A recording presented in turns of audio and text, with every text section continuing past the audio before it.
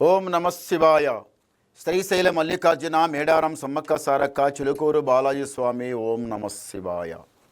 గోపురం టీవీ చూసే వాళ్ళ ప్రేక్షకులందరికీ నమస్కారం.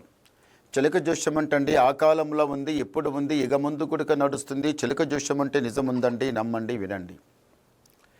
మార్చి నెల 30 నుంచి ఏప్రిల్ నెల 6 తారీఖు వరకు 12 రాశుల మీద, ఈ రాశి మీద గురుబలం ఎంత ఉంది, ఈ రాశి మీద శనిబలం ఎంత ఉంది, మంచి ఎంత, చెడు ఎంత చెప్తా వినండి. చిలకమ్మ, వృశ్చిక రాశి వాళ్ళ జ్యోతిషం, వృశ్చిక రాశి వాళ్ళ భవిష్యవాణి, వృశ్చిక రాశి వాళ్ళ గణితవాణి. వృశ్చిక రాశి వాళ్ళకి మహాలక్ష్మి. వృశ్చిక రాశి వాళ్ళు మీరు ఎవరో కానీ, వృశ్చిక రాశి వాళ్ళు స్త్రీ పురుషులు ఎవరైనా కానీ మీరు మహాలక్ష్మి. అత్తగారింటి లోపల కాలు పెట్టిండంటే వాళ్ళ ఇంటి లోపల మీరు ఏదైనా ఆపద రాని, ఏదైనా సంపద రాని, బాధ రాని, కష్టం రాని, కొయ్యమెళ్ళని, లొల్లి కానీ, కొట్లాడేళ్ళని, జగడేళ్ళని, ఏది వెళ్ళినా కానీ మీరు ఎంత ఉంటారో అంతే ఉంటారు. వాళ్ళు ఏమైనా మాట్లాడినా కానీ, ఏది మాట్లాడినా కానీ, ఎవరికి ఎంత సమాధానం చెప్పాలో, ఎంత చెప్తారో అంతే చెప్తారు. ఎందు గురించి అంటే ఆ ఇంట్లో నేను మంచి పేరు సంపాదించుకోవాలి, మంచిగా ఉండాలి, నీట్గా ఉండాలి, కట్టుకున్న భర్త నుంచి బాగుండాలి, అత్తమామలతోనూ బాగుండాలి, యారలతోనూ బాగుండాలి, ఆడపడుచుతోనూ బాగుండాలి, అందరితోనూ బాగుండాలి. ఎవరు మాట పడితే కూడా పడాలి. వాళ్ళు ఏదైనా మాట మాట్లాడితే మన పని మనం చేసుకొని మనం గమ్మున ఉండాలి. అంతే తప్ప మాటకు మాట పెంచుకొని పెద్ద కొట్లాలు చేసుకొని మనం పోయి మన తల్లిదండ్రుల పేరు బదలం చేసుకోవద్దు.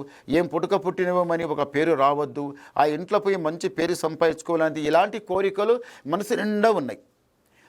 చూశారా, ఇంత కోరిక మనసు లోపల ఉంటే బియ్యం లోపల మెరిగలు తీసి పడేస్తే బియ్యం ఎట్లా ఉంటుందో మంచి కోరికలు మీరు అట్లా పెట్టుకుంటారు. చెడు కోరికలు అంటే బియ్యం లోపల మెరిగలు తీసి పడేస్తే అది చెడు కోరికలు అట్లా పడేసినట్టు.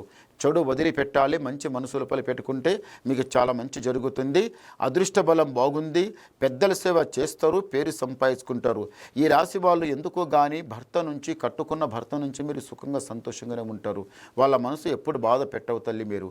కానీ భార్య మనసు కూడా మీరు కూడా బాధ పెట్టరు. ఎందు గురించి అంటే మీకు జర కోపం రావద్దు. వస్తే కొంచెం కోపం ఎక్కువ. కోపం వచ్చిందనుకోండి, అటన్నా కానీ ఇటన్నా కానీ ఏమన్నా కానీ అని తెగిస్తారు. ఒకవేళ మీకు కోపం రాకపోతే, కోపం వచ్చినప్పుడు కూడా మీరు శాంతమే ఉంటారు, ఆలోచిస్తారు ఏం చేయాలి, ఎట్లా చేయాలి, ఎందుకు చేయాలి, ఏం చేయాలి, ఎందుకు ఉరుకులాడుతుండే వీళ్ళు, ఎందు గురించి అని మంచిగా గమనిస్తారు.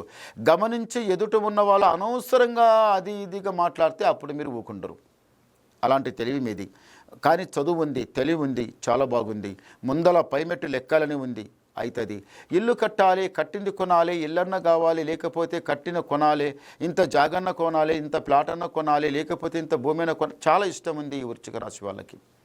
చేద్దాం అనుకున్న వాళ్ళు మస్తు అనుకుంటున్నారు, కానీ ఏడ ఉన్న పని ఆన్ని ఆగిపోతుంది. ఏ పని కూడా చక్కగా జరగటం లేదు.